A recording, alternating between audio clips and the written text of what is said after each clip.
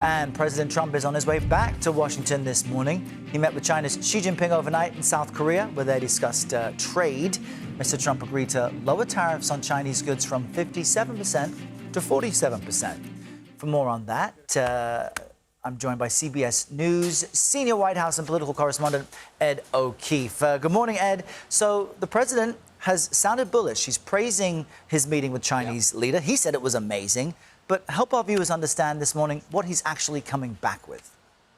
He says it was a 12 out of 10 on the scale of 1 to 10. And what he says he's coming back with is assurances from the Chinese that they're going to buy more soybeans, which has been an issue over the last several weeks because China instead was buying them from Argentina, which has been detrimental to farmers in the Midwest who've been growing soybeans on the expectation that China would be buying them. Says that China is going to work on cracking down on the flow of illegal fentanyl or supplies for it to the United States, and that China is easing off its limits on the exports of rare earth minerals that are needed to build things like batteries and other key technologies. In essence, it sounds like, at least according to the president, he got everything he wanted from an economic standpoint. He says there was no discussion of Taiwan either. He's also coming back, he says, and again, we say this because the president has a way of saying things, and when the paperwork finally surfaces days or weeks later, it's a little different. But he says the South Koreans also now agreeing to pay about $350 billion to the United States as part of a trade deal. Among other things, the South Koreans are getting assurances that they will be able to build a nuclear-powered submarine in a Philadelphia shipyard. They've been asking to do this so that they can defend their own waters around the Korean Peninsula on their own, help ease the burden on the U.S. military. The president will tout it as an economic win because it's domestic manufacturing, especially of a key thing like submarines.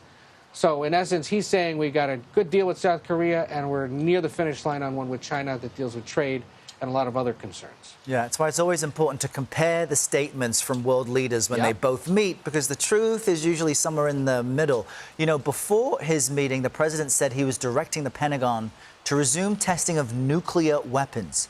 Why is that? Yeah, he announced this on social media just about an hour before he met with President Xi, saying he wants to resume testing on par with other countries. It's China and Russia who've done some nuclear-related testing. He was asked about this on the flight home. Take a listen. It had to do with others. They seem to all be nuclear testing. We have more nuclear weapons than anybody. We don't do testing. You know, we've halted it many years ago. But with others doing testing, I think it's appropriate that we do also. So again, unclear what exactly would be tested, whether it's the launchers or the missiles themselves.